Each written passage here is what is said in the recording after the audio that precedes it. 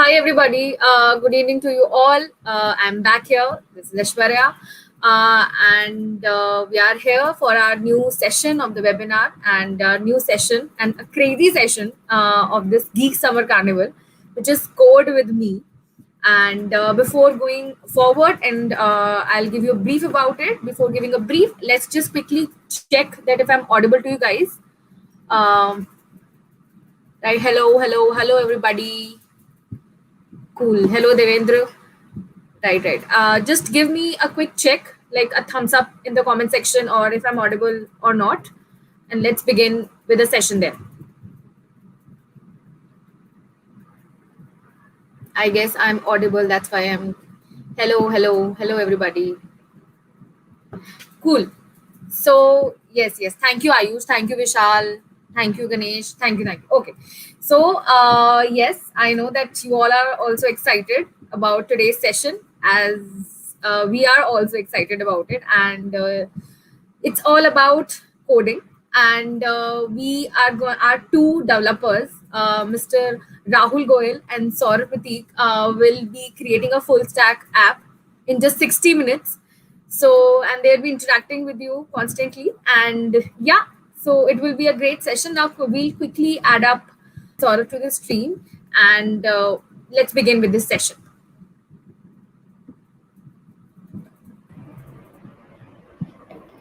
Hi, Rahul. Hi, Saurabh. Yeah, hi Aishwarya. How are you guys? Amazing so far. Okay, so let's begin with a very quick introduction about you, Rahul, and then we'll go to Saurabh. So, Rahul, please, over to you. Yeah, so hi, my name is Rahul. Currently, I'm working as a software development engineer at Geeks for Geeks, and it's been almost going to be 2 years so far, and we are working on some crazy stuff and developing some amazing stuff here. So yeah, that's all about me. Thanks. Saurabh, your mic is mute, I guess. Mute. Sorry, got it. So, am I Yes. audible? Yeah. Great. So, as Rahul said, we are all software development engineer at Geeks for Geeks, and I have the same experience of 2 years. Apart from that, I am a competitive programmer as well. So, I have a keen interest in data structures and algorithms. Apart from that, and yeah, today we're going to be building a full stack application as discussed. Let's see how it goes. Perfect. So let's begin with the session without wasting any time. I think that you are going to put some timer also while preparing. Yeah, if you want, we can, or else we can also just mark the time. Just when check we the start time and let's start. Okay. Okay. So I'll just opt out from the screen. The screen will be all Okay. yours. I'll help Okay. you out in the back end. So Huh. yes, all the best, guys. And let's hope that the session will be as crazy as we think and as crazy as this sound. Okay. Cool. Okay, yeah, All to you. okay, so cool. I'll be sharing the screen.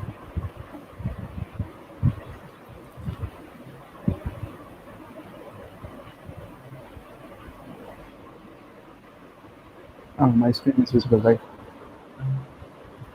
I guess. Yeah. So we have an empty project. Okay, so basically what we're gonna do is that initially we have built our configuration and all, so that there is not any problem comes while coding, and we're gonna build an application. So the application is basically is used for user tracking. So whenever a particular user comes or visit a website, then some website tracks its activity so that they can use them for doing something else, something more productive, right? So we will be tracking all the activities, and then we will see that how we can use these activities and analyze these activities and by various charts, graphs, and hash heat maps, right? So this is the basic idea, and I can't show you the entire application because we will be building it from scratch. So this is the empty screen, and Rahul will be working on the front end part. He will be developing the components, and I will be working on the back end. So I will be developing all the APIs which he need, and according to which we will gonna go ahead. So that's the basic idea. So will it be okay for you all if I can get a sounds good in the comment? At least we are going to try.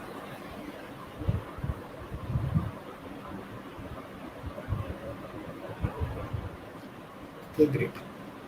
So yeah, fine. So we can start, I guess, building the application. Yeah. Okay. So I guess we will be starting with the index page, basically landing page and the Google login, right? Okay.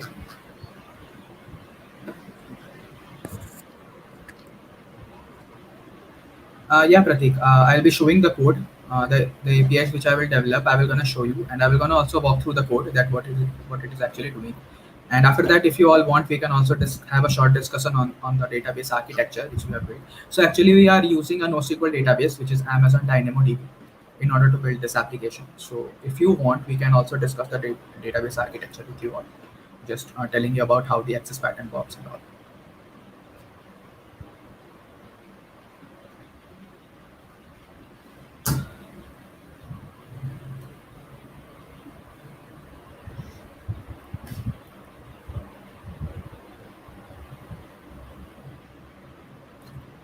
This time.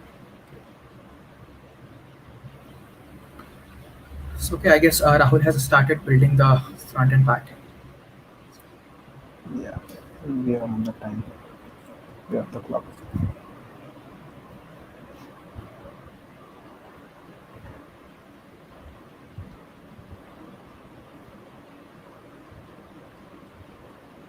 So, Saksham, what we are building actually, I discussed it earlier that we are building a user tracking application, basically a website that when you come up on this website and you do something like scrolling or clicking or um, your viewing activity and all, we're gonna track it and then we're gonna show it to you that how the data is tracked and how to use them. So suppose if you have built a social media application and when you are scrolling through the newsfeed and you pause at a particular post, then we can track your activity that okay you have um, stopped at this post for a particular time, or when you are clicking a particular link a lot of time, a user is clicking a link a lot of time, then we can also know that this link has been clicked a lot of times. So there is something exciting about it.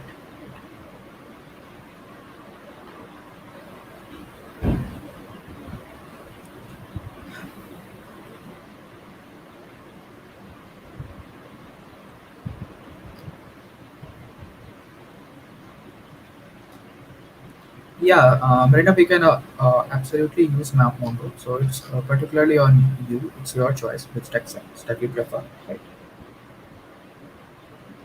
Okay, so in front end we are using the basic HTML, CSS, JavaScript, jQuery, and for showing the analytics we are using a Chart.js. It's a JavaScript library, and for showing heat map, I guess we are also using a JavaScript library, right?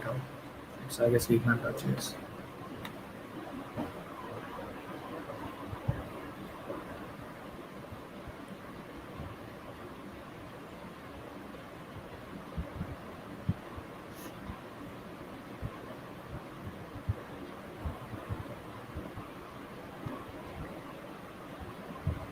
Yeah, Anshul, you are seeing a blank browser tab because he's actually coding it. So 2 to 3 minutes we'll be getting to see something which is coming. Yeah. So We have yeah, an app. we got to see something. Finally.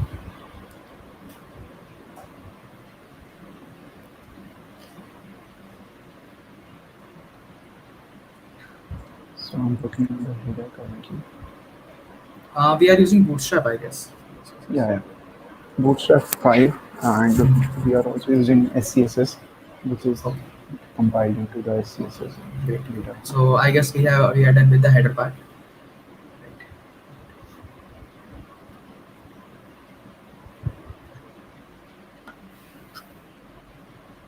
Why can't see code in IDE? Yeah, you can, but at one time we can show only one thing actually. So plan is that when we are done with the code, I guess we're gonna show it to you and walk through the code basically.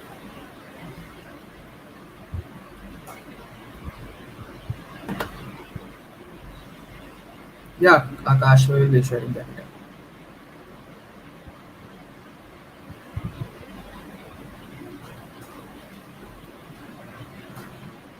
Okay, there is a question now. What is the difference between CSS and SCSS?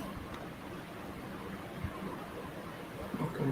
So basically, CSS is like SCSS is like if I have to put in layman terms, then it is going to be the big brother of CSS. You can Think. yeah. Okay. So basically, we can write more modular code in SCSS as compared to CSS, Okay, and it's easy to maintain. fine.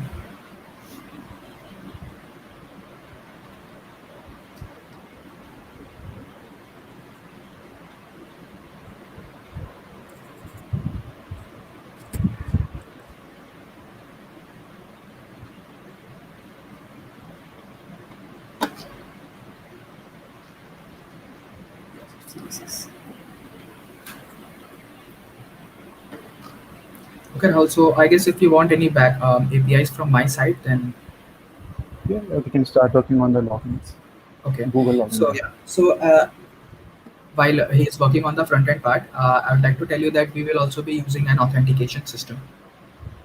For that, we will be using Google. So if you have a Google um, ID or email ID with you, then you can log in through it into our website. So that will be done by me. So we will be implementing a server-side implementation of Google authentication, which is Google Auth 2.0. We will be using that.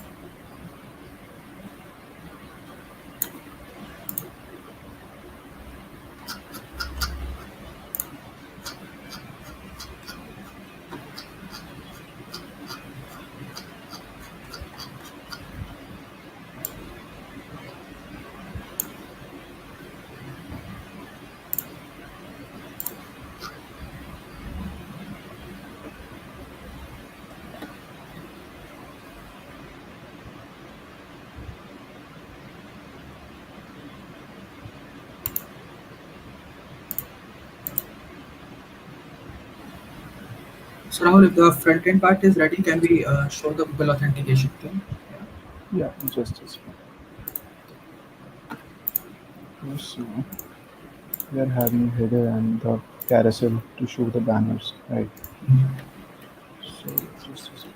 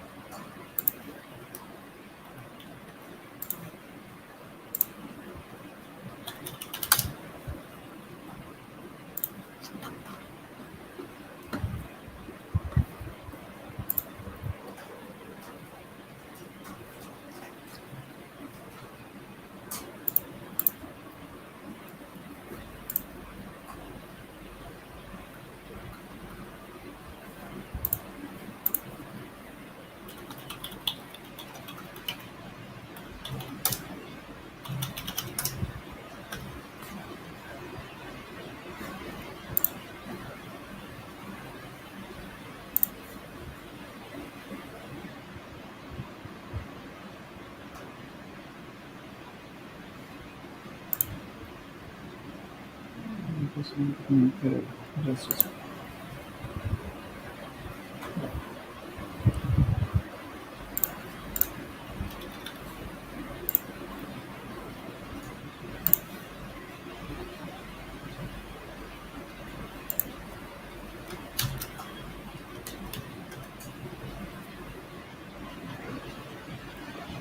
Okay, so we can add some CSS.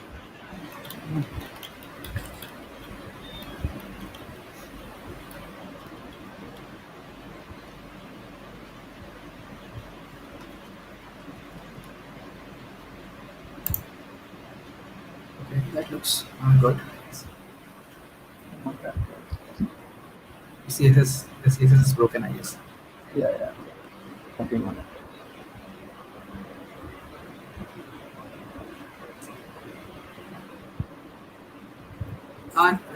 No, no change. Yes. So we are using PHP for backend, and for the database we are using NoSQL database and some time model. That's the tech stack we are going with.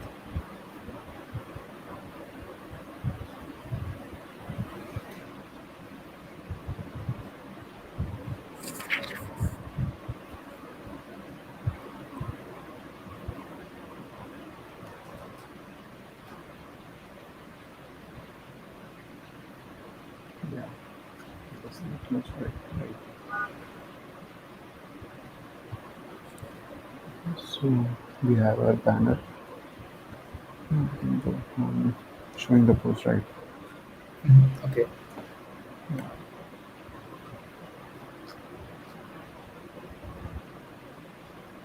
So we are going to have two grids, showing Okay. post and things to follow, because the main thing is to like track that activity, right? Rahul, speak just loudly and clearly. I'm not able to hear you much. Okay. Is it better now? Yeah, it's fine. Okay. So if this part is done, you can also walk through the code. What is the front end code here? Because people are saying that we are not looking for the code. Yeah, just a second.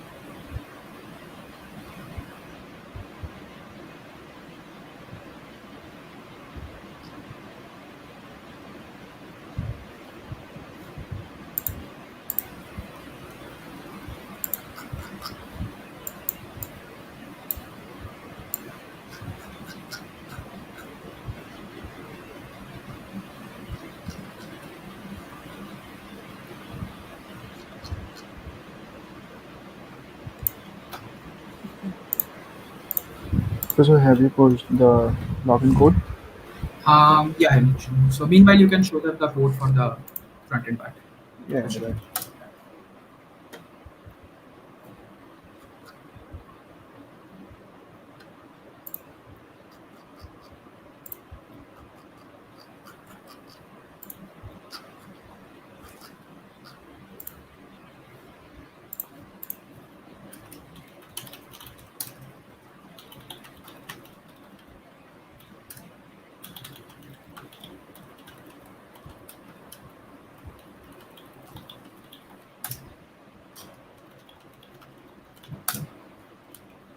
So you can write the necessary CSS for this.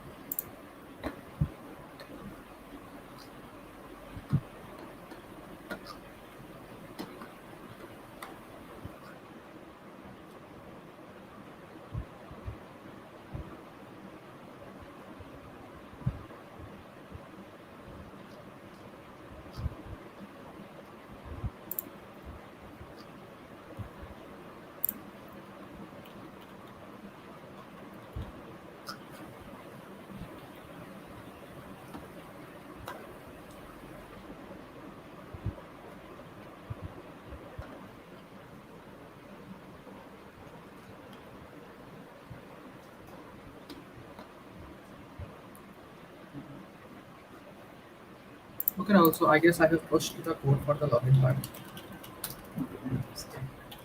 So I'm also quite done with the I guess you should show them the connection. code.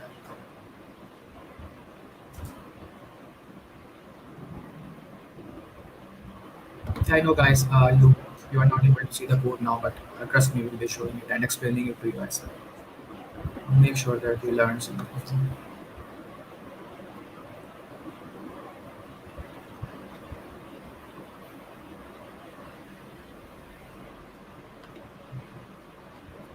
Ashwarya, mic is on mute, I guess.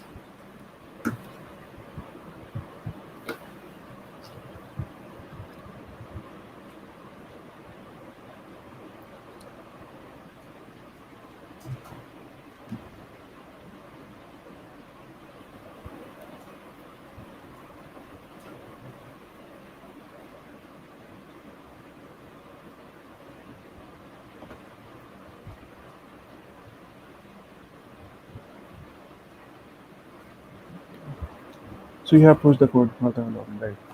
Yeah. CSS here. And then you can test the login functionality. I guess we should explain the initial code which we have done. Okay. Yeah. Then I can explain the login code as well.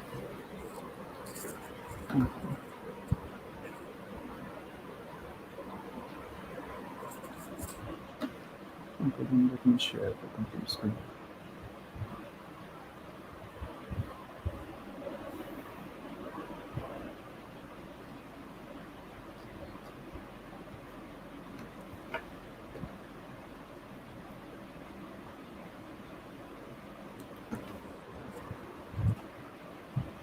So my screen is visible, right? No. No. The screen Now? which you are sharing, I guess, is not visible. Is it visible? Yeah, now it's visible. Yeah. Okay. So basically, this is our code. So we can, I guess, we should first explain them the structure of the code which we have implemented here, and where will everything lie on, where will be the APIs and all. Definitely. Okay, so basically in APIs folder, we are going to have the APIs. So just let me take the code.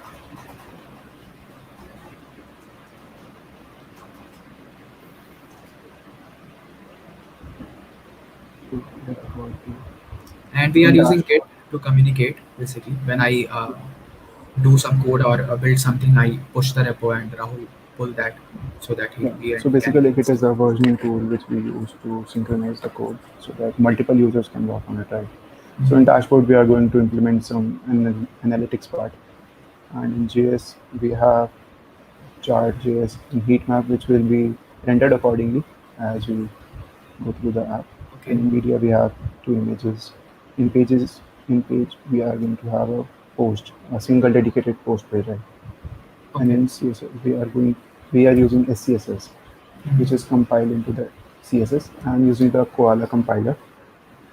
So in SCSS, define some classes and using some constants here. So far we have implemented the header and the split right file. Rahul, your voice is breaking. I guess you should be a little bit loud. Yes. Now better. Yeah. Now it's. Okay. Can we get a yes in the comment section if the voice is better? Okay. So, and we are using PHP, so we have used Composer to install the AWS SDK for the DynamoDB functionality. And in DynamoDB functions, we have just used a basic class. It is basically a reusable class, so that we can implement the functions and directly just creating an instance of that class, basically. And the header file is basically containing all the things we are using and the header wrapper, and we are also generating a CSRF token, so that this is basically used to prevent the cross-site forgery request, right?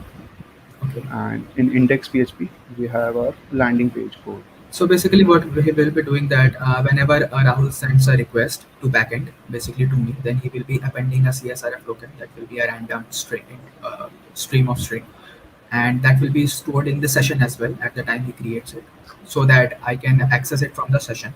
And when he sent it to the backend, I can verify it whether the CSRF token which is present in my session is equal to the CSRF token which he has sent, so that I can be very sure that okay, I'm processing the request which is sent by Ram, right?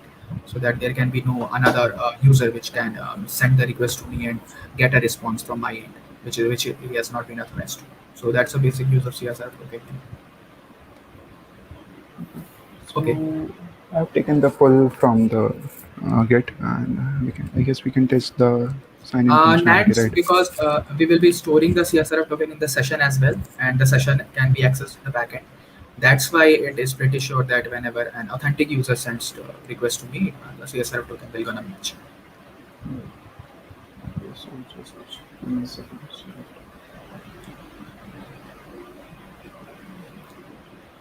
Okay.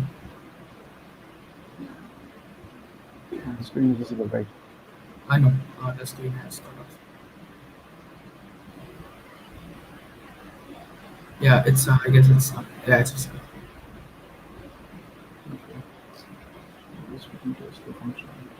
Yeah, I guess it's working or as expected. Okay, so I guess there's some session issue. Okay. Okay, let me check it.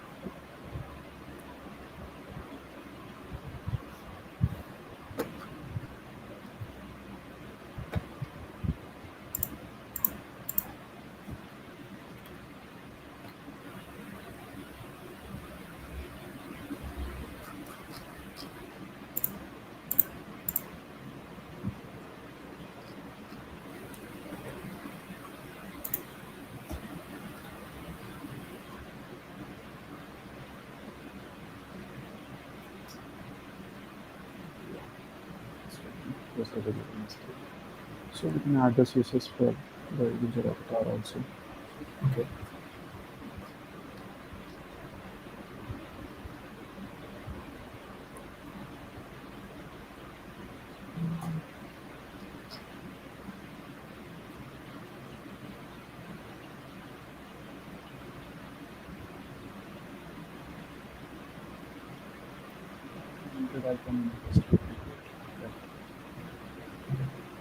So what if we log out and try to log in again? Will it work?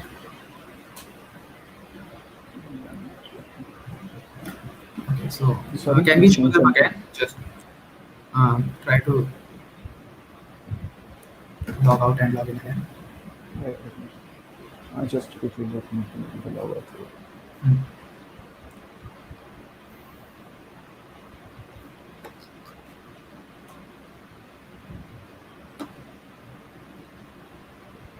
So for login and log out, we're just using this session for now. Okay. So can I share my screen so that I can show them the code for the entire login, so that I Yeah, can yeah, explain definitely. how the things are going, so that they can Yeah, understand. just let me quickly post the code, then you can take a code. Okay. And, So meanwhile, can I share my screen? definitely, just let me add the code and count.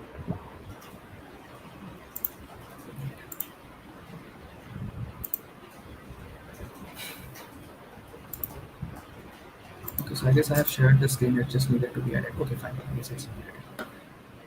Okay, guys. So basically, I would like to explain you the code for the Google login part. So basically, what happens when we do a Google authentication?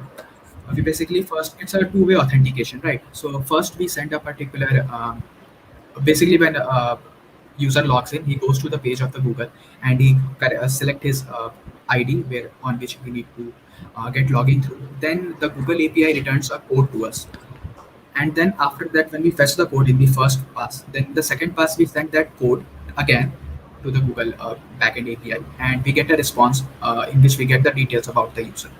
So I'm going to show you that how that happens. So basically, this is the initially we have all the code done, and when we basically when a user clicks on the login button or a Google login, then he's directed to this file. This is Google login.php, which I have implemented here. So initially there is no code because this is the first pass, and in the first pass the user doesn't get a code from the API. So in the first pass we will go to the else block. So the else block, it's nothing. It's a state here which is stored in the session. There is a client ID here, and there is a OpenID URL here. So basically, client ID is used to authenticate that whether a particular client is authentic or not. So that he or she has been given with an ID, which we have used here. And this is the URL to which we are connecting to get the code in the first pass. Talking about the state, you can see here we have used a state which is nothing but a random stream of bytes. This is done because again we need to authenticate. So if the actual state has been passed and when the API is returned and we get the same state, then we can be pretty sure that yeah, the authentication is done and the user which is signing in is the correct user. So that's why in the first pass we're going to store the state and we get fetch the client ID and get it to the Google API again with the client ID as a get parameter request, right? And then if everything is cool, everything is good, then okay, I want to zoom. Okay, let me check if I can zoom it or not.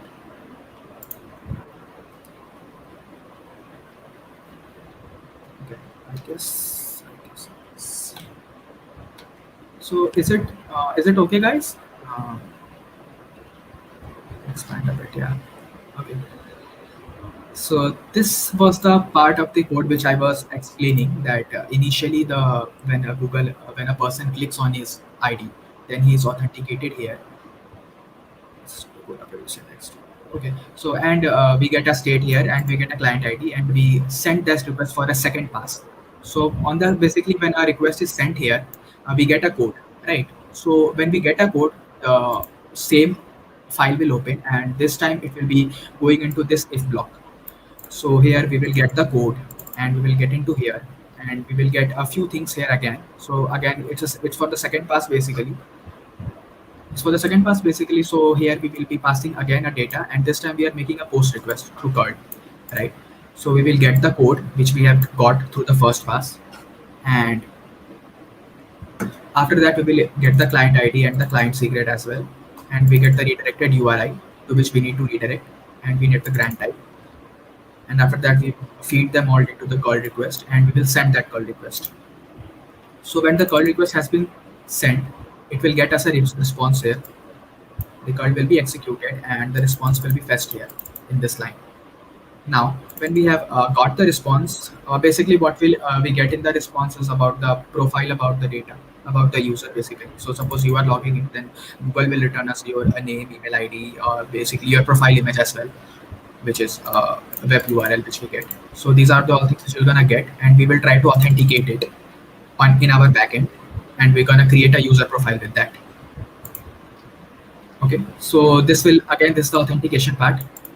We will get the token ID, we will get the contents of our response, and we will check what are the data which we have got. So basically in the response we have the name, we have the picture that basically your Google sign in picture, your email ID through which you have logged in.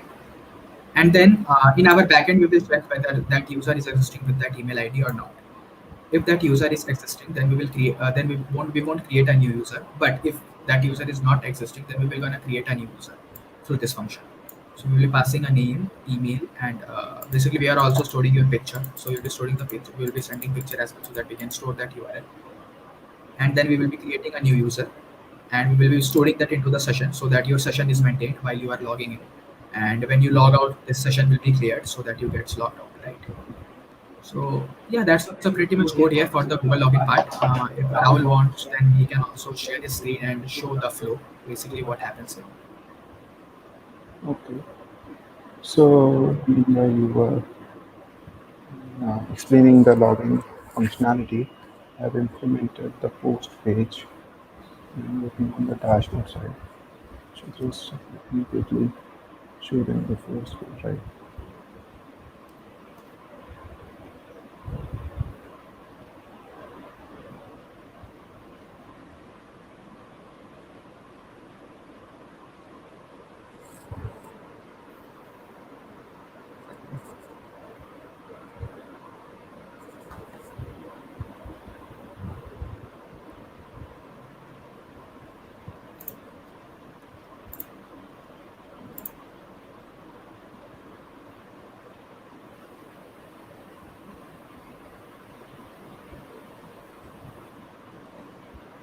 So we are done with this, right? Yeah. So there are multiple posts and we have some links here. So like if there is some website and we want to track users, So so your there screen will is not visible, Rahul. the screen is not visible. Yeah. It should be visible. I have removed my screen from the stream, so you can add it. Okay, great. Yeah, now it's visible. Okay. So then gone. Just check one second. I guess Now not. it's my screen. Yeah. Yeah, it's visible now. Okay, so yeah, so far we have developed this. So Mhm. for like tracking user, basically we are going to have multiple pages so that we can get the analysis based on that, right? So let's say if I click on this, we have this page, we have Rahul, this page. get your mic closer, please. Now better. Yeah. Okay. So we have multiple pages and I've created a single post, just the basic title, date, and a banner. This is basically the content same for all, but we can have it dynamic based on the title and basically we have these posts hard coded in our configuration file. So we Okay. have only 5 posts so far and this form too, right? So Okay. now, like as this user is admin, I have added the Mhm. level. So if I can show them, so let's say this user, right? So this is the user, and I have set this the level of this user is as one. Mhm. So this user is admin. So if and let's say this this So user guys, is this this. is the dashboard of the Amazon DynamoDB, which we are using here to store the data. So whenever a user logs in, if he is a new user, then the entry is created, and we can mark him level admin directly into the database so that he can see all the analytics if he want. So it is basically a role-based authentication, right? So Mhm.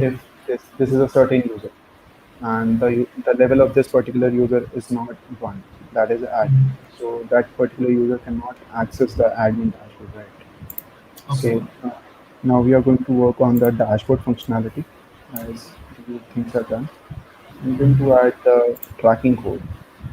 So the tracking basically consists of like how much user has scrolled, the Okay. where user has clicked, And right? before we move to the tracking part, can I explain them what we are planning to track and what is the database architecture behind it? Yeah, yeah, definitely, definitely. Go ahead. So guys, this can be pretty much advanced here because we are going to discuss a NoSQL database architecture. So if you are not getting to understand, then just please be with us and try to learn what we are doing here because uh, so that's what I want to say and now I'm going to share it to you. So if my screen can come into the screen, okay, great. Right. So this is a doc which we have developed, and this is the basic database design for the tracking part. So this is split into two parts. As you know that we have a user as well, right? So if as we know that this is if there is a new user, then they will be storing some information about the user as well. So these are the information which we have planned to store. So this is the user ID here, which is auto incremented. Basically, we are providing it to them, and after that we are storing a created time. This is a key and this is the timestamp for it. So basically it generally shows us that when the profile of the user has been created, right? We are also storing the email id about of the user. So this is the key for the email id and this is the value of the email id. So basically in NoSQL database, when we try to develop a database architecture, there are two things here. This is a gsi, and then the gsi there are two things. There is a partition key and a sort key, right? So this is the partition key here, and this thing is the sort key. So basically, we query the access pattern through these two things. So the partition key is generally a string, so that we can get a gist of what we are storing, and its corresponding value is the value which we're actually storing. So in the created time, we can for the key of the created time, we can see that the partition key is basically a string, which is a created time, and the value is the timestamp when it was created, right? Same thing for the user email. This is the email ID. Basically, we are also storing the browser name. So when you try to log in through Google Chrome, then this Chrome value will be added to the browser details, and we are also storing your profile pic because if you see carefully on the dashboard, you can see when you log in, your profile icon gets displayed in the corner. So that is by this thing. The Google login authentication gives us the profile link, and we store them so that we can show to you that which user has been logged into. That you can see the picture, right? Okay, so this was for the user part. Now I will gonna quickly show you the what is the plan for the event which we are tracking here. So basically there are multiple events. One is the scroll event. So basically whenever uh, zoom it. Okay. So I guess if it's clear to you all. So the first event which we are handling is the scroll event. So whenever you come to a web page, our web page, and you scroll it, and when you leave it, then that event will be fired, which will tell us that how much you have scrolled. Or the event is also periodic, so time to time you get to know that how much the user has scrolled, right? Another thing is the time spent. So basically, when a user comes to our web page and if he spends a particular amount of time there and then he leaves, when he leaves, then the event is generated and we get to know that for how much time he has been there on our website, so that we can say that which website people are getting more interacted to, right? Another thing is the created date. It shows basically when the event has been created.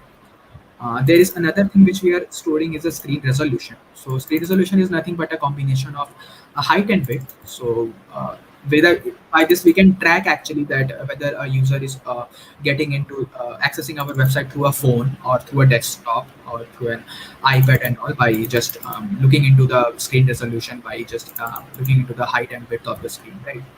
After that, we are also storing the browser name here as well by in the event that which browser has been mostly used to view that particular website. That can be used, that can be get from here. After that, we are storing a pretty interesting thing. This is a clicking coordinate here. So whenever you visit our web page and when you click on the, is my voice clear? Okay, great.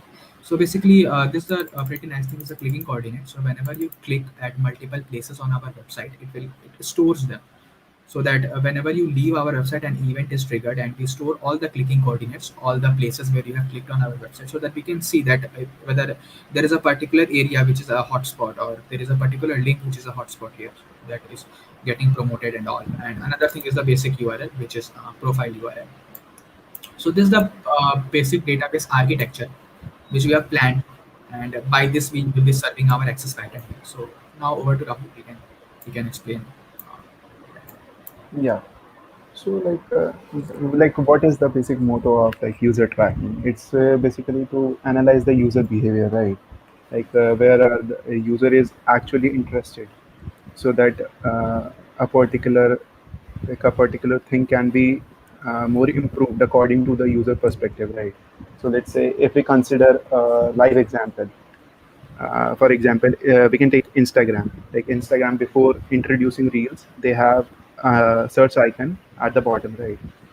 I guess that is the most used place, the most clicked button. So they replace that icon with the Reels icon. What does that mean? They are basically uh, like analyze the user behavior. Like they are clicking on that particular icon, like Yeah, they're a basically page is tracking the activity. right, That right, that region is the hotspot, and if we if we are advertising something new and we put that here, then there can be a chance that a user gets. There yeah, is a when you have the idea of clicking there again and again. exactly, So exactly. if the user The clicks it, then you probability can is get much higher than that, right? exactly. So that's a pretty much idea about it. And Mhm. now I'm going to explain to you quickly about the flow diagram. So this is the basic flow diagram here. So what we're gonna do is that there are a user, and user is divided into two profiles. So one is the admin and another is a non-admin. So for non-admin, we're gonna store his activity, and admin can view his activity basically. So the non-admin can store his activity through his API. So whenever there is a non-admin, he trigger any event, then that is the API basically stores his event into the database, and it is according to the architecture we developed. So this is the basic architecture according to which the event will be stored here. So whenever an event is fired, this entire new row is created, right? So this is for the first part. This is when a non-admin comes and his activity gets stored periodically, more over and over again over the database, the NoSQL database which we are using. And when an admin comes, he can fetch that basically activity of the all the users or a particular user or a particular post through the various APIs which we have built. So we are planning to build these five APIs. One will give the data about the past 24 hours. One will get the data about the user and the post analytics. One will get the data about the screen resolution and browsing details and all. So these are the five to six APIs which we're going to build so that we can get what we want. The admin can get what we want, right? So this is the basic architecture which we are planning to implement here. After that, there is a list of APIs which we are also implementing. So these are the list of APIs here. So basically, we will be someone will give us a post and a user ID. We're gonna give him the analytics according to it, or we will be getting a scroll value, or someone is storing the scroll value or time spent value. Will be storing it into the event and all. So we'll be discussing about the API in details after this session, after this part. Okay, over to you, Ram. So this start with so Okay, Rahul, I can't. yeah, It's yeah. your. Okay. So yeah, I was muted. Yeah, my bad. Okay, so yeah, we can. I guess we can start implementing the dashboard part. So you can start with the first. We are going to implement a dashboard which contain the last 24-hour analytics, right? So there can be like unlimited number of rows. Like there can be 10 lakh, 15 lakh rows, which can be like a site having you know various number of rows. So just a second.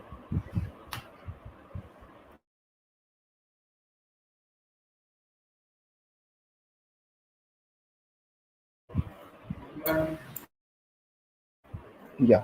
So we are going to implement the last 24-hour analytics. So yeah, we can get started with that.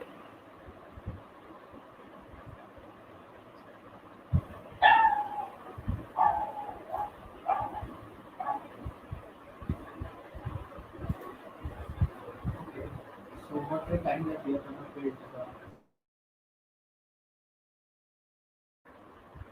Okay, sorry. Okay. This. So what is it? Okay. Okay, so let me present the screen so I can share the dashboard, right? And now my screen is visible, right? Okay, cool.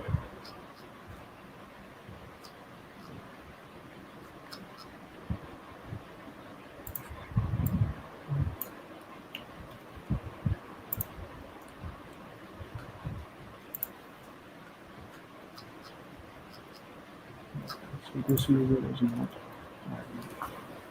Go to the dashboard.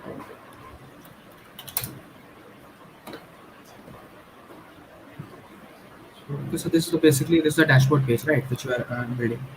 Yeah. So I was not admin from that account, so that's why it is Uh-huh. showing not authorized. Okay. Okay. So far it's empty. Let's create a navigation sidebar and then we can start working on the charts, right?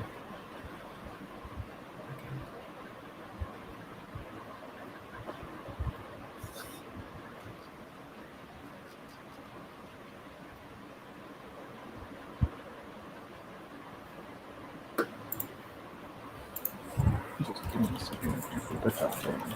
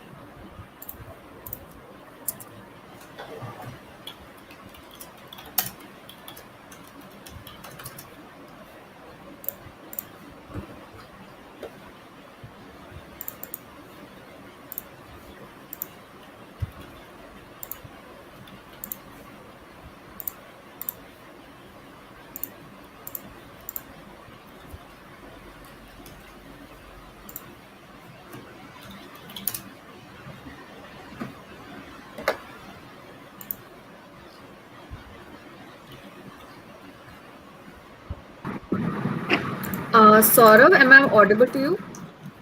Yeah, sure, you're right. Okay, so can you please elaborate to our viewers, meanwhile, where are we in the process and what are we doing? Because some people are adding in the stream Okay. after Uh, some time only.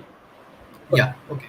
So basically, what we are doing that we were building the project. So initially, we are done with the Google authentication, and we have also explained a bit about the database architecture and also the flow diagram of the application which we are trying. We have also discussed about the APIs which we are building.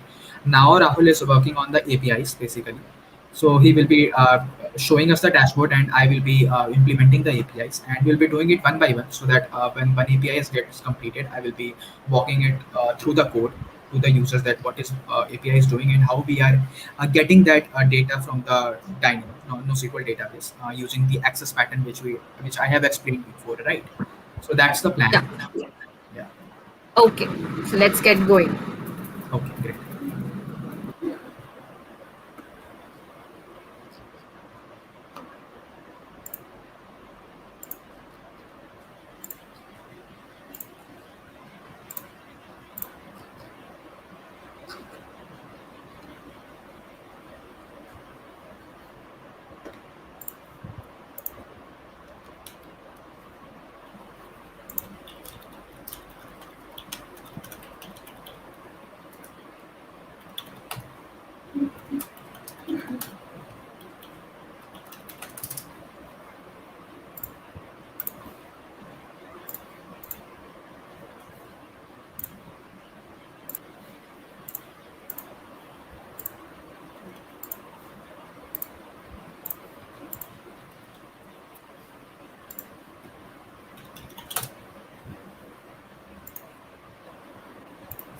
Okay, so Saurabh, we are working on the last 24-hour analytics, Okay. right? Okay. So can you also walk them through the code of the front end about the dashboard which you have built, the components and all, so that they can also understand that what is going on here. Yeah. Meanwhile, I'm going to build the API, and so that I can also walk through them the code about the API, right? Mhm. Yeah, sure. Just 1 second, let me get it done.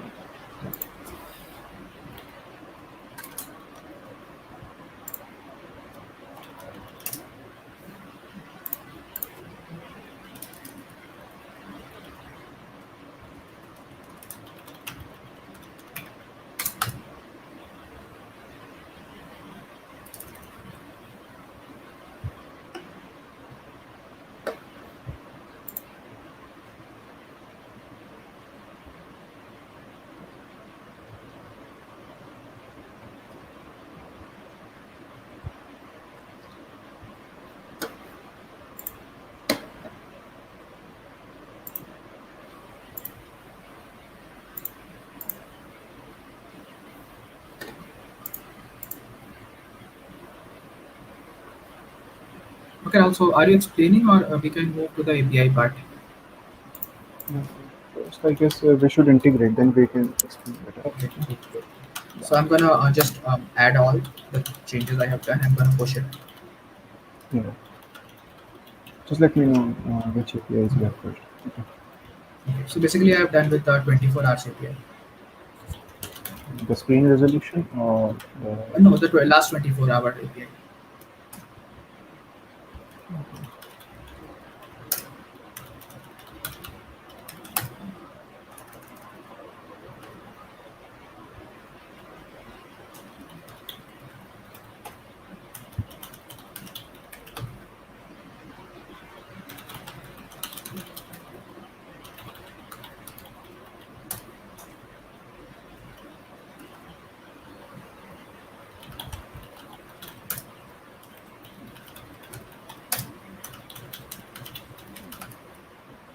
Okay. So I have pushed the code. So I guess we can move on to explaining them the code. So I Okay. can share my screen here. Student analytics. Okay, guys. So basically, we were building the API. So we are on the first API. This is the last day event analytics, and I'm going to walk you through. It's a very small API, about 10 to 11. And so Dinesh, we are building a basic user tracking application. Okay. So basically, this is a very small API, and I guess the screen is visible, and it's big enough to view the code. Okay, great. So basically, initially we are in the first line we are checking whether the CSRF token is valid or not. So as I discussed before that we have a CSRF token, right? And when Rahul sends me, I just check whether it is equal to the CSRF token which is present in the session. So this is the part where we are checking whether they are equal or not. If it is not equal, we will gonna send an error message at that time only without doing any further processing. That okay, status it has the API has this request has failed, and the message is that the source CSRF token was invalid, right? Apart from that, we also need to be sure that the user has been logged in, right? So when a user logs in, we are storing his user ID in the session. So here we are just checking whether the user ID is present or not. If it is not present, then we are again giving the status fail, and this time the message is that the user has not been logged in. After that, all the verifications are done. We are running the last event analytics function, and the data which we get from there, we are sending it to the basically. So this is the plan, and you will be wondering that what this function does. So we have implemented this function here. So what does this does is that this is basically this is not some big function. The processing is done, but the basic thing is that um, we are querying DynamoDB for the particular 24 hours data, right? So if I can show you the design database architecture again. So here we have stored a created date here in this key, right? So this will gonna help us now. Okay, I'm gonna zoom it again. Okay, great. So this key will gonna help us getting the last 24 hours data because this is the key and this is the value. So when we query it on this key, where the date is the created date of the event, and we're gonna check whether value is within the last 24 hours span time. So by querying on this key, we will gonna get all the events which has been created in the past 24 hours, right? So this is the idea. Now again, I'm gonna show you the code. So this is the query thing in the Dynamo. So basically, we send the data in the parameters. We just basically checks that whether the value is greater than the start date, and the start date is nothing but the current date minus one date, so that we can be sure that we are getting all the events whose creation time is greater than the past date, right? Okay. Okay, I'm gonna zoom it again. I guess now it's okay. And after that, we are doing some pre-processing so that it's easy for Rahul to process the code, and then we are returning this. And after that, we are just exiting through the loop, exiting through the API. And if there any time our database gets down or there is a server issue, so that we are not able to process the code, then there will be an empty array which will be returned. And at that time, we're gonna tell Rahul that the request has been failed and there is a server error here. Okay, now we can go on to the Rahul and see how this API is looking over there. Yeah, definitely. Okay, so And you can also show them the network call so that they can be also be clear that how the API is hitting our API. my screen is visible, right? Yeah, yes, it is. Okay. So, yeah. So far we have developed, created a table which contains the most visited pages past 24 hours. So it's basically the analytics of these posts. Like we have already filled some dummy data, like the pre-recorded data in our database, which is being analyzed. So like total visits is basically the total time the page is visited and the unique visits. Like there can be a single user visited the page for the 6 times, right? So there are 3 users and the total visits is basically 6. And the average time is basically, let's say a user spent 10 seconds or 5 seconds. So the average of all the users, so it is that time. So if Okay. you So look at that, what he's basically doing that when he get an event, he's grouping the event by the post. So Rahul, can you little bit zoom on your screen so that they can also see that how? that's not visible, right? Okay, great. Okay, great. So basically, what he's doing that he is getting my response and he's grouping all the response through the post, and then he is taking the average so that we can see that what is the overall analytics here. So this is the unique visit is basically the number of times that post has come, by group by the user ID, so that if any user opens a post multiple times, then it will be counted as one because it's a unique visit. Total visit is the total amount of visit basically. So we are just counting how many times that event has been created by that post ID. So that is the total visit, and average time is nothing but we are just doing a mean of all the time spans which we receive in our events. So that's an average here. Okay. So Rahul, can we also zoom the network call as well, so that people can see that how the network call is going on? So this is about the call. First, we have created a Ajax request. Okay, so just let me put the code, show them the code, right? Okay. Yeah. Rahul, you're not audible, so can you just please take your mic close? Which one of Uh, us are not audible? Continue. Okay, yeah. fine. Okay, just give me a second. Let me show my complete screen. So I guess that will be.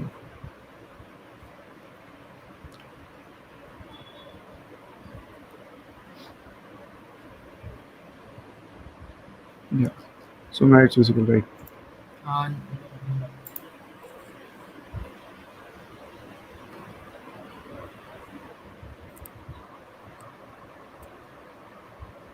Try to.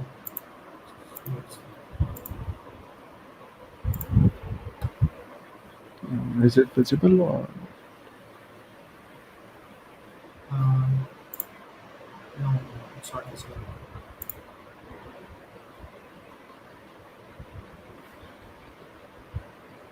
No, Anurag, it's not actually a bit tough. But just you have to check whether there is a proper authentication going on there in your API. That's the thing. Then you need to do the core thing in the API, and then you return. So that's my screen, I guess. Yeah, yeah, you can stop sharing the screen. Okay, great. So Rahul's screen is visible, I guess. Yeah. Okay, so you now you are going to walk through the code. Yeah, yeah. Okay, so this is basically the index file in dashboard. And first we have certain checks. Is admin is basically just checking the level, whether the user is, yeah. So whether the user level is admin level or not. Admin level is just a constant variable. That is one. And so I have added a Lodash library, which is a good library working on the objects arrays, right? And I have included a JavaScript file, jar.js, which is basically analyzing all the data which we are going to do, right? So this is the basic structure. This is the sidebar, and yeah, just a table containing all the data which is being fetched from the last day event analytics API. So as you can see, uh, we have this. Like if dashboard content is present, like if we are literally on the dashboard page, then we are hitting the API as soon as it loads, right? API URL is just a constant which we have defined in the header file.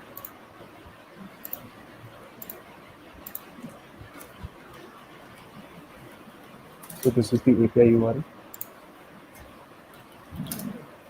If you go to the, yeah. Now the response we are getting, first we are parsing it, and post list is basically containing all the posts which we have defined in the config file.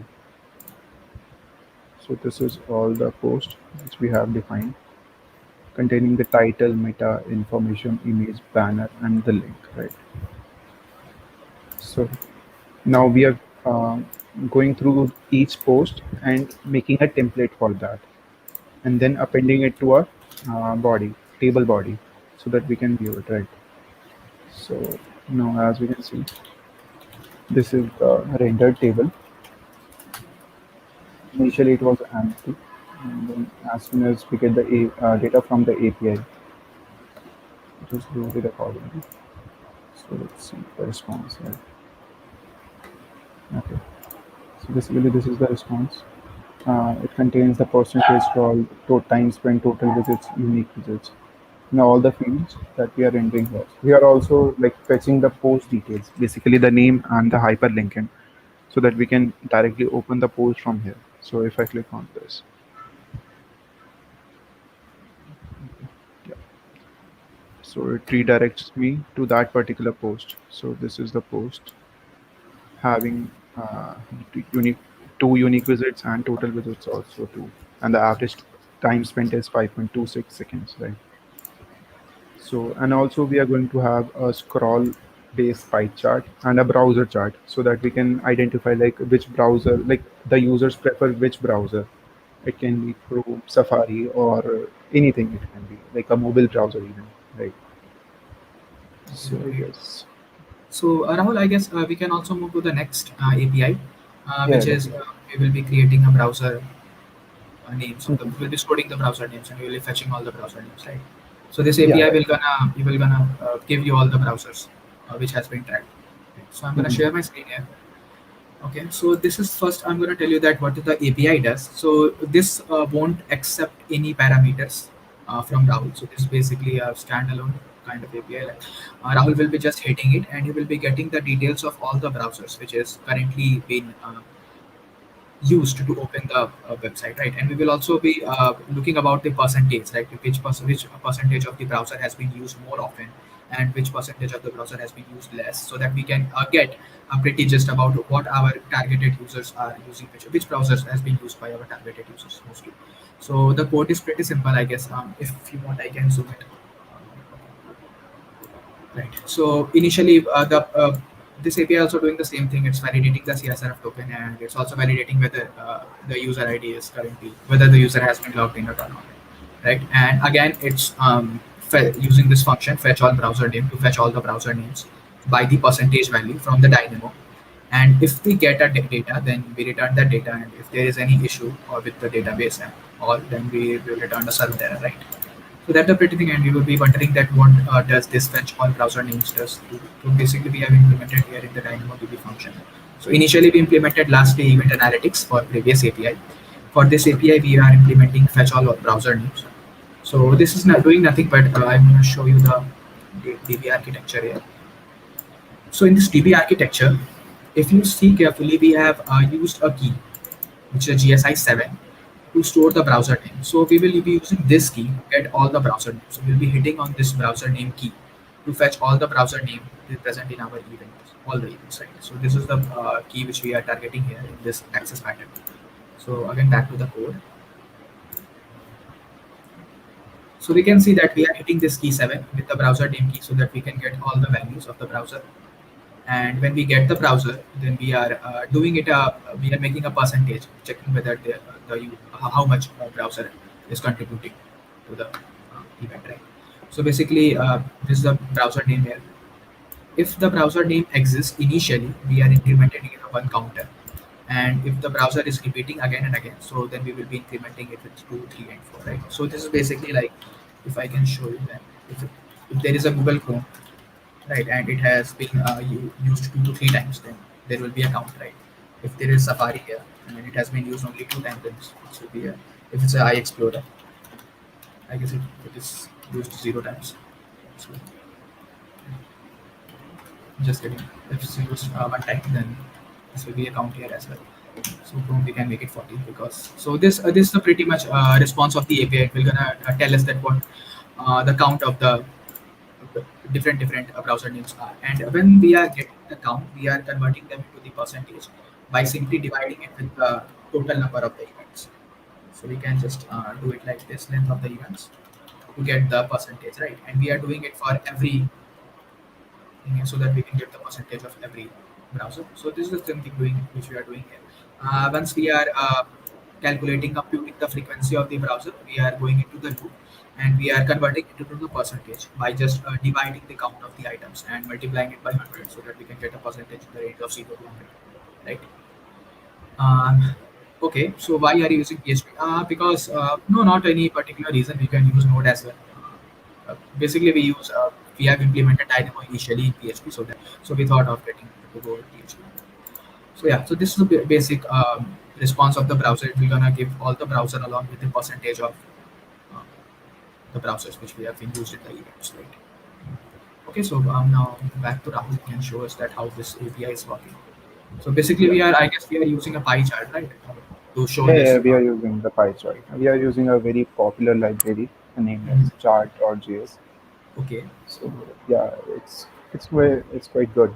Like we can implement various charts using that library. We just have to use the canvas Okay. and implement. Like basically, we have to build a configuration.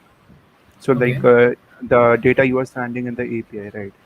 Now I Yeah. can format it accordingly, and then we can render the pie chart so that it has a much better view if I compare it to the table. Because in table we have to like go through each values, but in pie chart we are representing basically visual representation, right? Okay. Yeah. So I will use the code.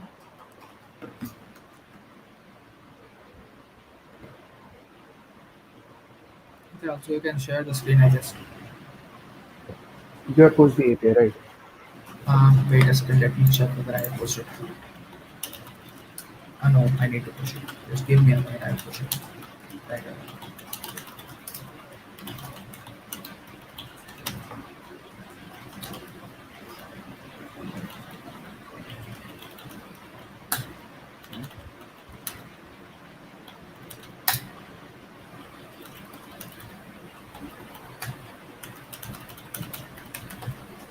Okay. Yeah. Now we have pushed.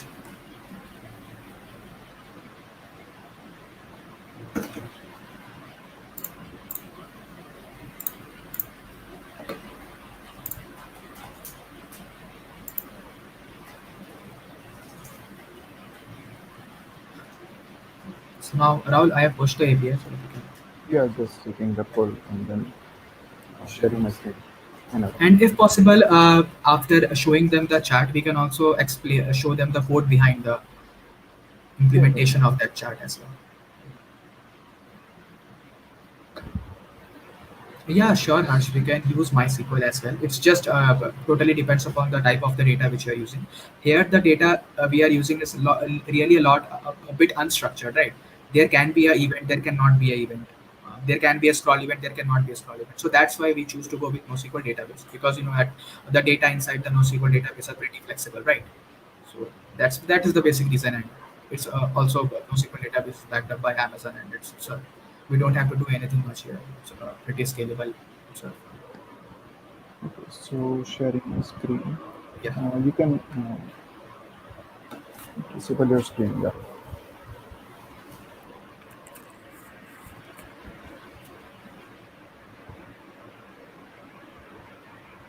Yeah. okay, great. Yeah. So So, it looks right. right. So as we discussed that in that API, we were getting the number of name of the browsers along with the percentage with that computed on the backend. So that the same thing Rahul is showing through our pie chart here, so that we can see that which browser is contributing more and which is contributing less. Moreover, the color combination changes randomly, so don't think about it. Yeah. And Rahul, can Yes. you zoom into the browser analytics so that they can see that what we are doing here? Separately, browser analytics area.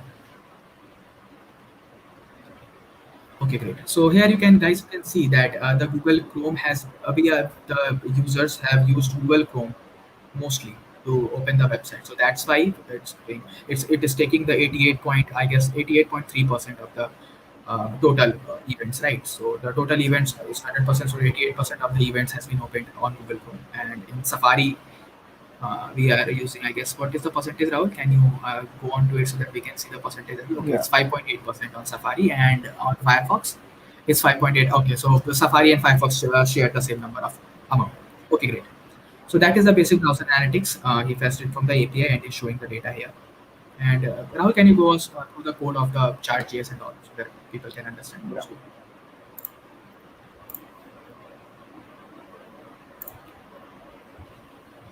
Yeah.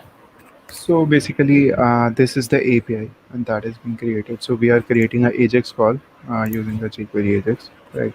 Now the response we are getting, first we are building the configuration which we need to basically generate the chart, right? So I have created this function which will just return the type and the data which is sent by me. So this is the data set. So the labels is basically these labels, the Google Chrome, Firefox, Safari.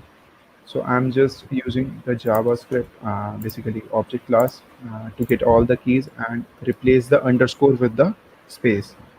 And the data set is basically the data we are rendering here as a pie chart, like the space, the space, the space, right?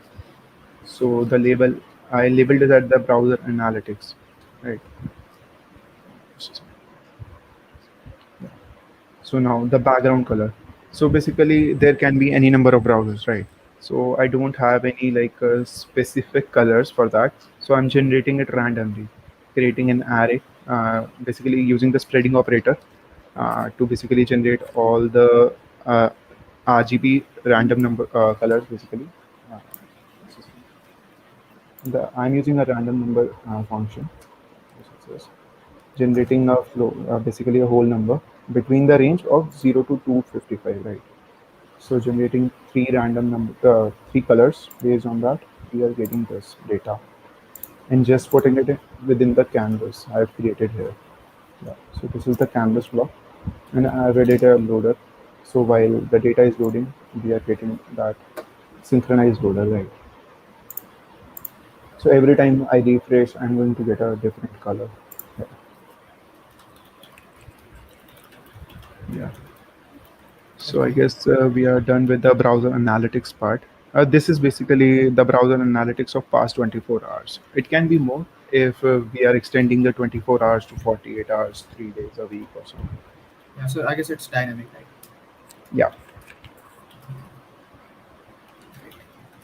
So I guess after that we can move on to the time spent event analytics. If the right. time is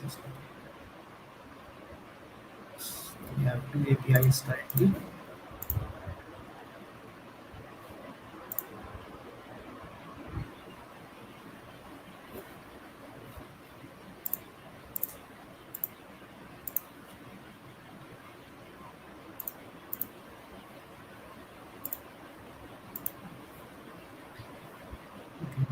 So okay guys, so basically what's the plan is that we're gonna get the type event of the screen resolution here.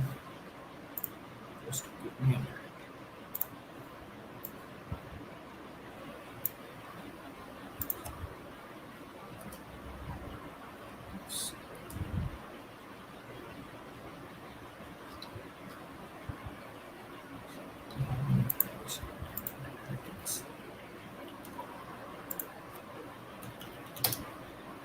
We have a test API here. So we are not having physics here. Not enough.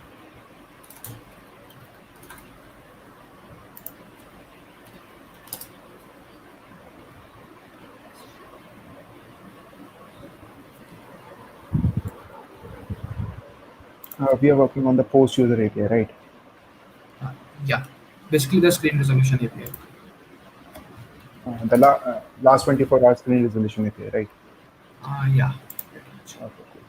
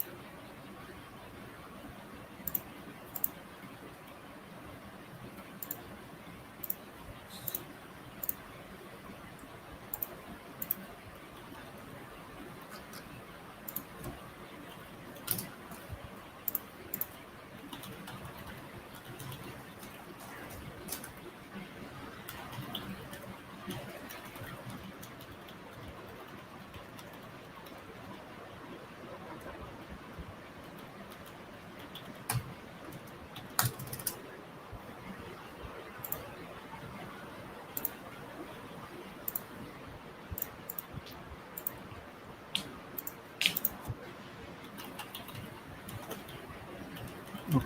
So Mohammed Asad, we are not using any particular framework. We are working on the PHP language and using HTML, JavaScript, CSS on the front Because I end guess side. we have already made things very complex here by using DynamoDB and explaining the architecture because it's a pretty big application. So we try to make the tech stack simpler so that at least you can understand the code and all in your. Yeah. That's why we haven't used any external frameworks and all. that we can keep things similar. Okay, great.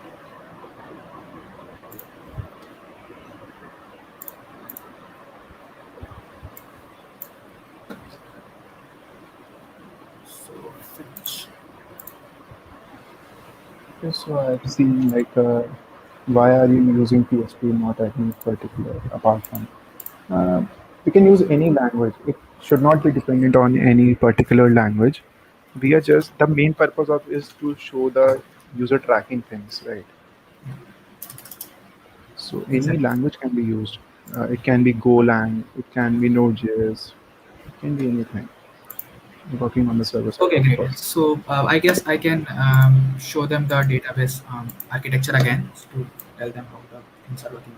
So right, guys, we were using a screen resolution. We are storing a screen resolution key, right? So now this time we will be using this GSI key 6 value 6 combination to get the all the screen resolutions which can we can get in the past 24 hours, and we can see that which screen has been contributing, just like the browser, so that we can see what percentage of users are opening it on mobile, or which percentage of users are opening on desktop or iPads or mobile screens and all, right? So that's the pretty idea, and this is the key 6, which is screen resolution key. This is string, and the value is the combination of height and width, right? So we can see that what is the exact resolution here, right? So it's a combination of height plus width. We will be having a regular session like this in future. Yeah, why not? Use. Okay, so that's the database architecture. Now I'm gonna show you that what is the code here. Okay, so as you know that we were done with the browser name event analytics and the last day event analytics. Now we are moving to the screen resolution event analytics. Here we are doing the same thing. We are checking whether the CSRF token is valid or not. Another thing, we are checking whether the user has been logged in already or not. And after that, we are again calling this function, which we have implemented in the DynamoDB function like old times. And if there is a data, then I am sending that data to Rahul. If there is no data, then I am sending a server error, right? So that's the API. It's very small, about 20 lines of API. So you can see that making an API is not that hard. And after that, we are going to the DynamoDB functions.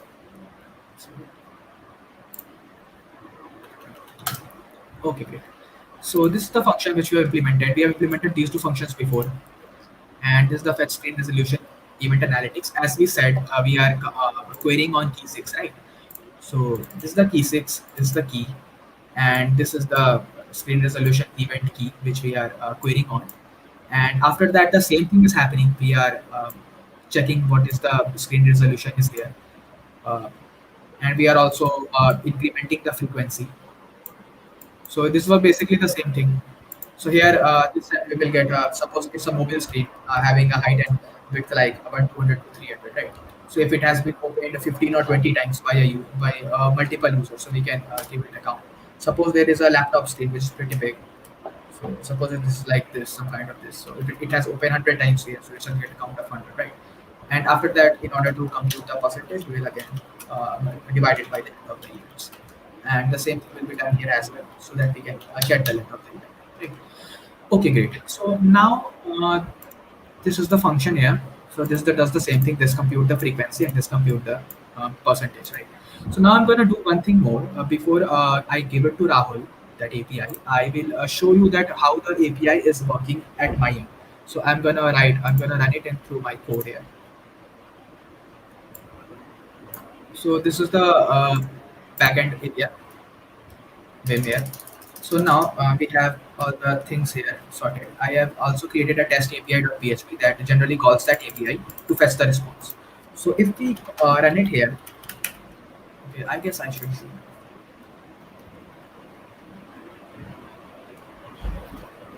Okay, I can't show that.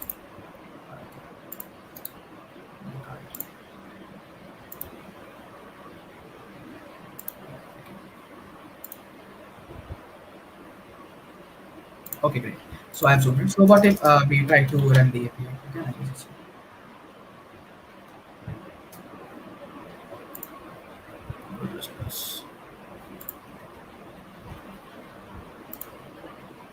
Okay. So now if we try to run the API, API.php, the basic sudo PHP command to run it.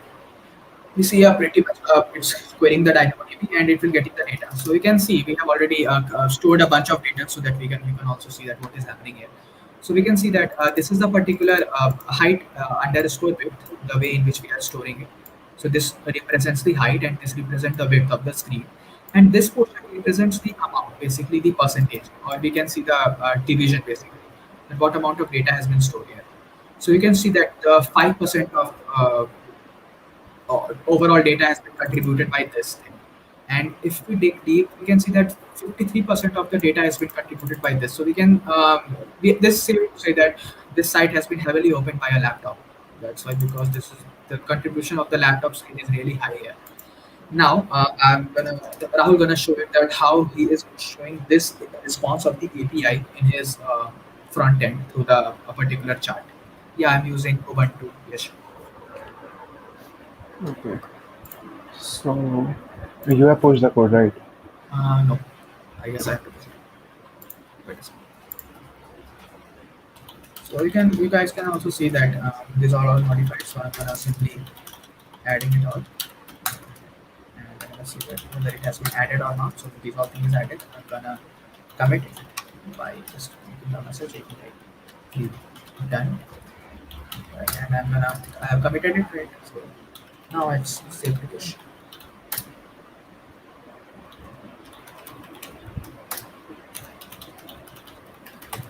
So this is the basic. Okay, so now I have pushed the code. Now I can take a pull and see that what is happening here.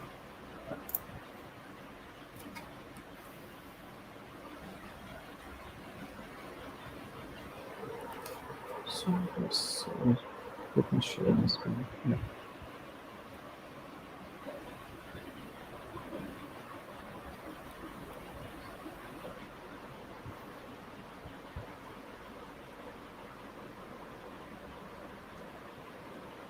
Okay. So is my screen as well, right? Yeah. So yeah, just like uh, the browser analytics, I have added a screen resolution analytics here. Just created the canvas for the screen resolution chart also, because we have to create multiple canvases if we are going to render multiple charts, right? Okay. And similarly, like we have created the data set here for the browser.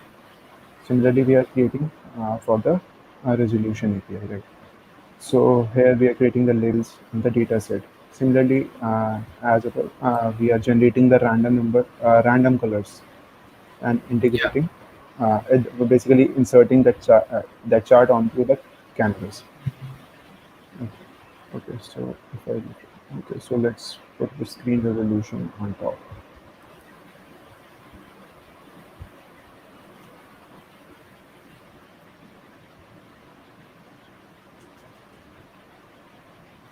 A fresher will be available in market for a job.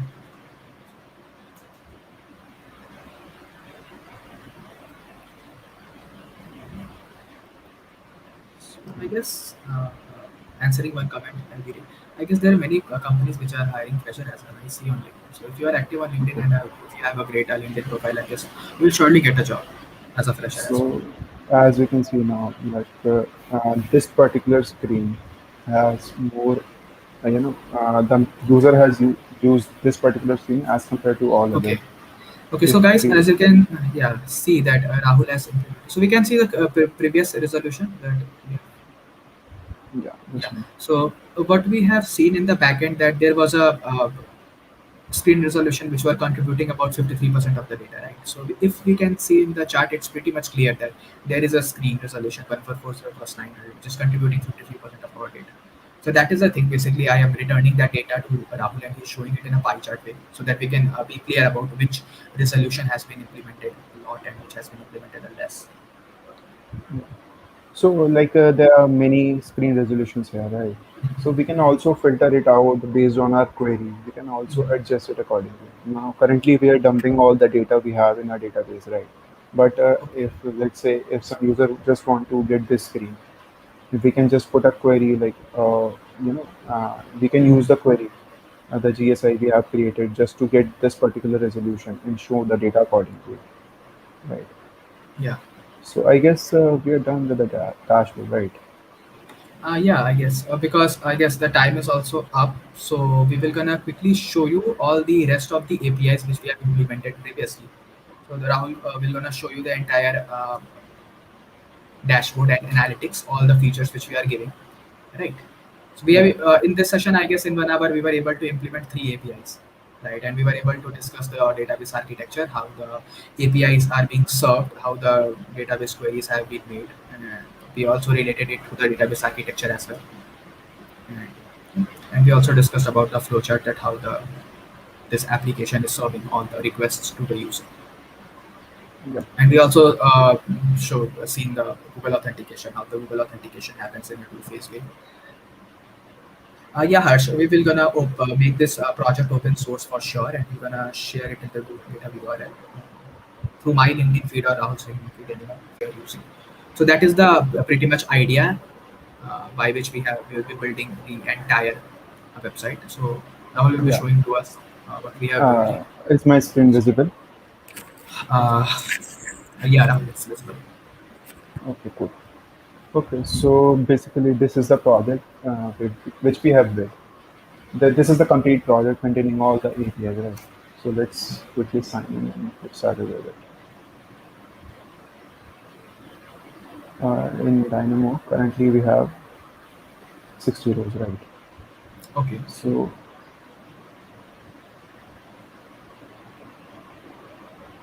as you can see, just give me a second.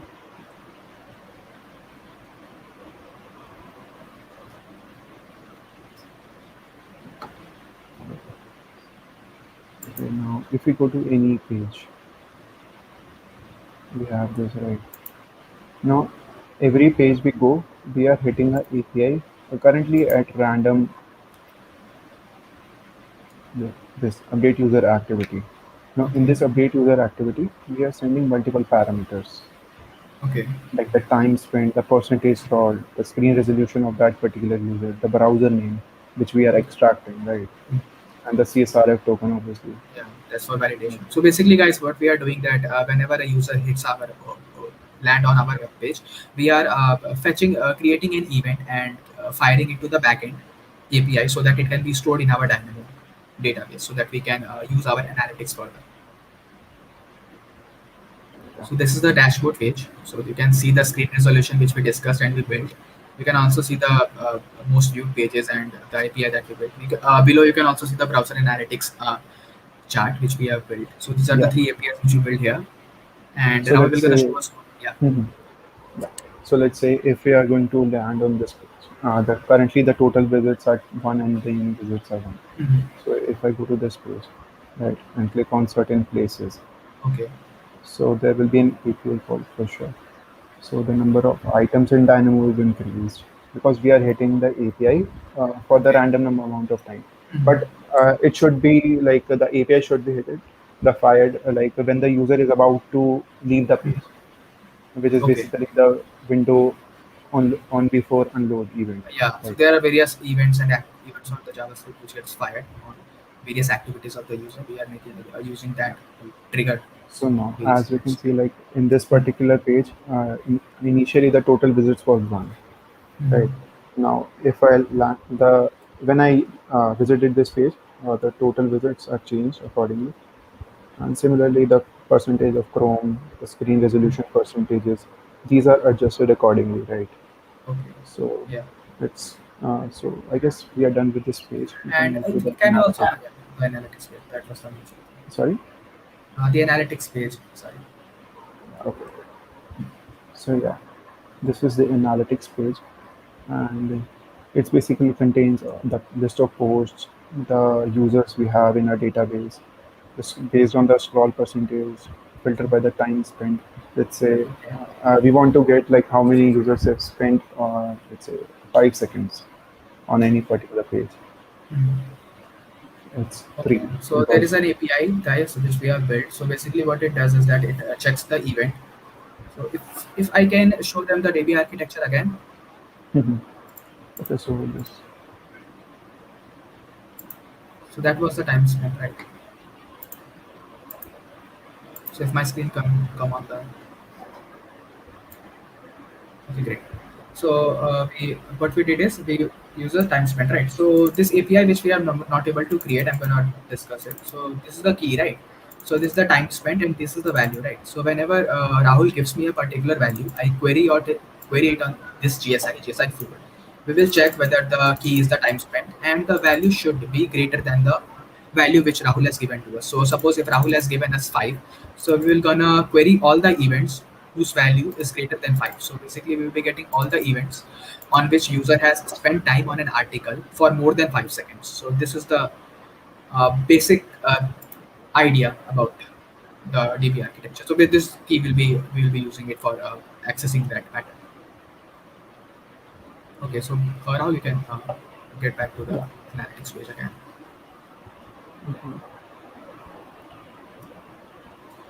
The screen is visible, right? Yeah. Okay, so this is about the time spent, right? So this is basically the average time spent on each of these posts, the unique users, the total number of users, based on the time. So Okay. if I, let's say I change the time as 2 seconds, it is adjusted accordingly, right? Now What let's come pages to the are scroll percentage. Yeah, definitely. It is adjusted accordingly. okay. Now let's come to the scroll percentage. Let's say if I want to get the pages which are scrolled, let's say 35% or above. Okay. So we are getting those pages, right? So we Now can see this is that there are two post guys which has been read fully by the user. So that is coming into our analytics. We can see that okay, these two posts have been getting a good interaction by the users, right? and let's say if you want to shift it accordingly, it can be anything, but it should be within a bound. It should be between 0 to 100 because it cannot Yeah, go farther exactly. than that, right? So these text can be put on the backend side or the front end side accordingly. Let's say if I want to get the 98%. So there will be few, like all these posts are at a time, at a point in time, will be read 100% by certain users, right? So that data is accordingly. Now let's filter by the post and the user. So let's say if I'm on the like for the home page. Okay, this looks good. So basically we have the statistics, time-based analytics, screen resolution analytics, and browser analytics for this particular post, right? So people have seen, I guess, the browser analytics and the screen resolution analytics which we built in the API. There is one interesting time-based analytics which Rahul can increase. So basically, this is the time-based analytics here. So the time spent on which is greater. Suppose more users have been spending time of 3 seconds on this article. So the graph has a peak at 3 seconds, right? Now, as the time um, increases, then the events have been decreased because we can clearly see that no user has opened this article for more than 5 seconds. So after the 5 seconds, the graph is on zero. You can get a pretty much just about what is the average read time of this post. From here. Similarly, like if we have a certain user, like if the database contains of like lakhs of users, so we don't have Okay. to like render a list. We can put a search list. So like Okay. as like whatever name is entered or handle is entered, we are going to get that user. So we have some limited number of users, so we are using this, right? Okay. Okay. So let's say if I want to get the data of this particular user for this particular page, Page, right. so the average scroll is this, the time So this average is the time spent is this. yeah. So this is the activity of Rahul Goyal on the home page. So you are viewing that how Rahul Goyal is accessing this page. So basically, we can see that Rahul has opened 50% of the time by Chrome and 50% of the time by Safari. Here. The screen resolutions that Rahul has opened, we can see that Rahul has opened from mobile apps as well as laptops as well. Now we can see that Rahul has opened for more than 3 seconds multiple times here. The average scroll percentage is 66%, and the average time spent by Rahul on this article is about 3.2 seconds. Yeah, let's check for a different. Yeah. So this is the analytics for this very interesting course, CIPDA, low-level design, all these courses. Right? There can be multiple things, right? So, and one more interesting thing is the heat map. This is a very interesting thing. Like we have talked about the clicking coordinates, right? Whenever user clicks on certain areas on a particular screen. Now, if we want to visualize it, let's say there are multiple buttons on a page. Let's say there is a sign in button, the user avatar, the Geeks for Geeks logo, a banner, or multiple links. So if you want to like get the analysis where the user has interacted much, right? So we can use that heat map. It can be Okay. implemented on a more advanced level, right? So yeah. So So guys, and for what? Hmm. yeah, So for what you are? Yeah. implementing this, we are using the heat map JavaScript library, which just take the coordinates we have plotted so far, and it is rendered accordingly. Okay. Yeah, go ahead. So guys, Sorry. you can see that on the profile icon of Rahul, there has been a lot of clicks made. So there is a hotspot made at that profile icon on the left corner, I guess, on the right corner. I guess. So this is the heat map of basically the clicks which we have made on the post, right? Now, if you want to get the clicks of home page, you can get that.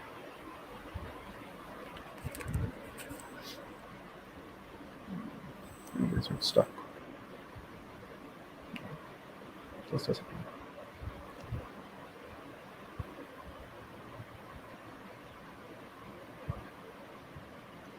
So let's say if I want to see the heat map of this.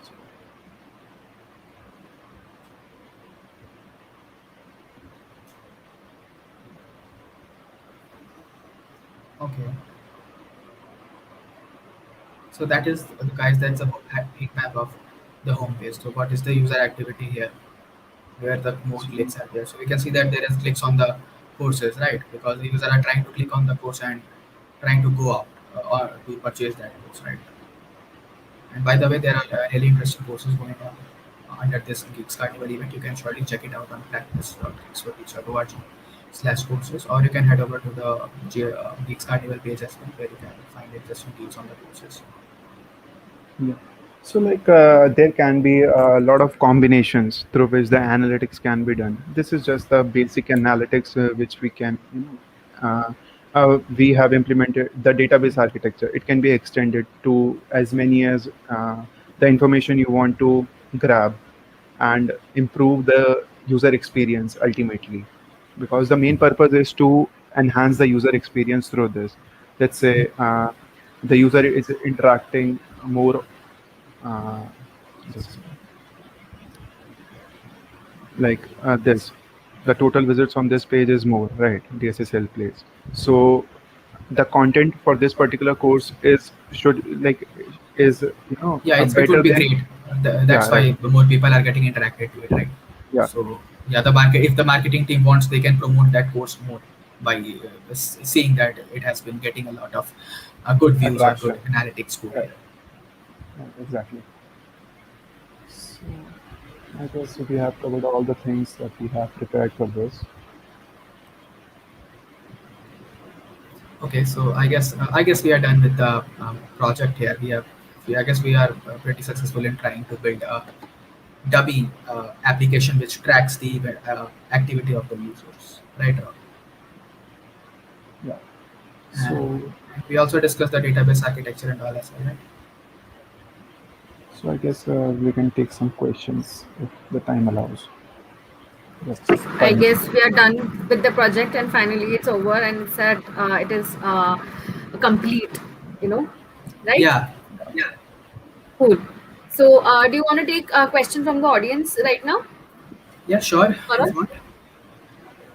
So we can take up two or three questions from the audience, which you think that are relevant to the project that you are doing right now.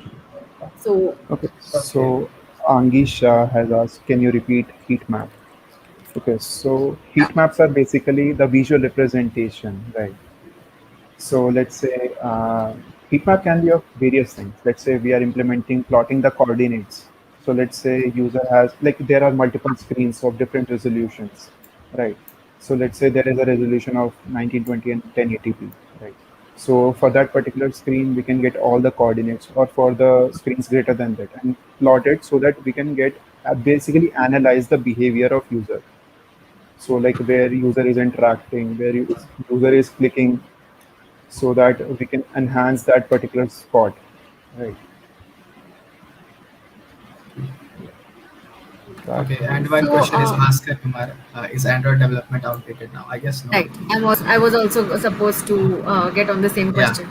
yeah. So no, it's not. It's a completely different thing. We choose to build a web development web application here, so we are only discussing that part only. But we can't say that Android development is outdated now, as we have seen that major screens which have been contributing to some of the articles were from the Android and some mobile screens, right? So we can't just say that Android development is outdated. It's not that.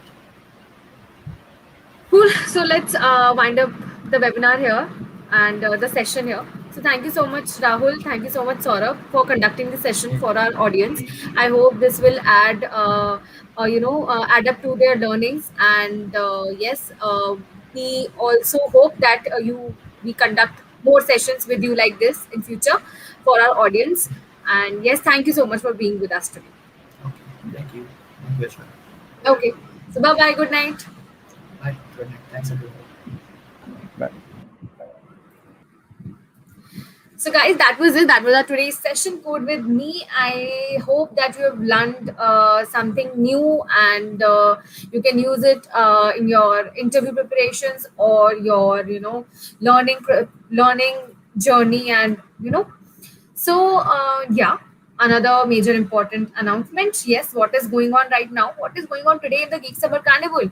It is the stall of the day. It's still open. You can check it out. Check out our courses on the stall of the day. That is a data structure and algorithm and system design live. So grab those courses. And also, there is a flash sale at 11:30 p.m., which will last till 15 minutes only. So you can grab that as well. You can grab courses in that as well. So yes, just level up your learning, guys. It's time that you do more, just more out of more rather than just being following your typical schedule of learning. Prepare something new, prepare add on to your resumes by getting these courses, by learning new things. And how can it be done? We are here to help you out. We understand these requirements. So yes, the sale is for you only. So go for it, grab your courses, and I'll meet you tomorrow again with a new webinar. And yes, we'll have live mock interview webinars as well.